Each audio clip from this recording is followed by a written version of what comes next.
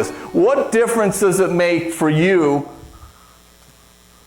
about the qualifications for elders and for deacons?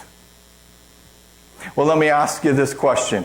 So you come into church today, or you go home and you're surrounded by people, or you're out in the community.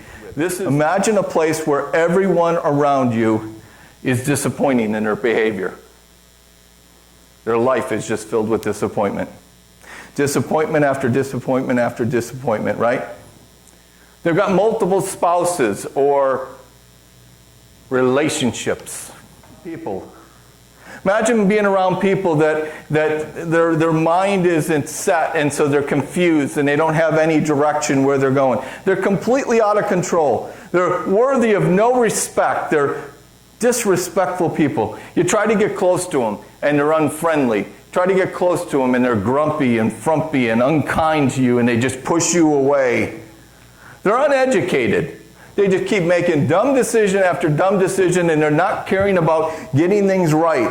They're drunks. They drink all day. They drink all night. They don't care about putting the bottle down. They're violent. They're rough. They're quarrelsome. They'll fight with you. They'll cause fights between you and other people. They're lovers of money. And then when you look at their home, their house is completely out of control. Who here wants to see that when they come into church or into your home or into your life? Anybody? Well, then this message is for everybody here. Because there's something in here that you have to understand. This isn't just for Jim and I. This isn't, although the language in here speaks heavily of, hey, this is a male role, and the male goes and does this role.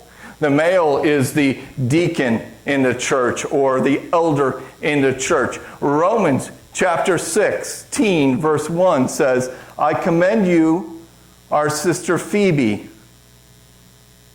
a servant of the church. And the word servant there in the Greek, you can flip that around and guess what it stands for? Deaconess.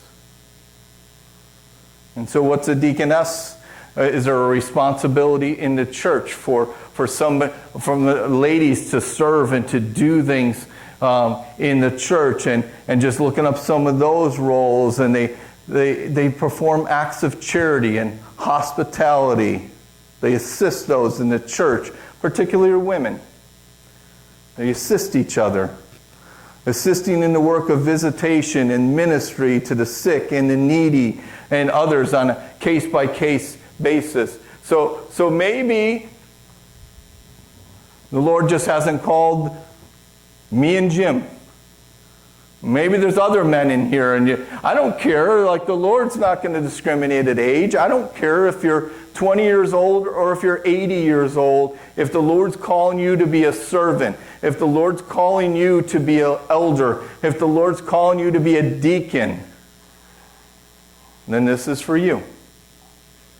If you're a lady here today, the Lord has work for you to do as well. And there's other names in that passage that you can read. So who is this for? It's for us to pay attention to. And I'll get to why in a second here. If it's not for you, if you don't feel like you're led towards any kind of serving or leadership in the church, then you're called to support them. That's your role. And so if you have a spouse that's called to be an elder or a deacon, then your role that the Lord's putting on you is to support that leader, to build them up, to draw them closer to the Lord, to help them in that. You understand the weight of an elder or a pastor. We all one day will stand before the Lord and we'll give an account for our life. But an elder, a pastor, will stand and give an account for the souls that they've been entrusted with.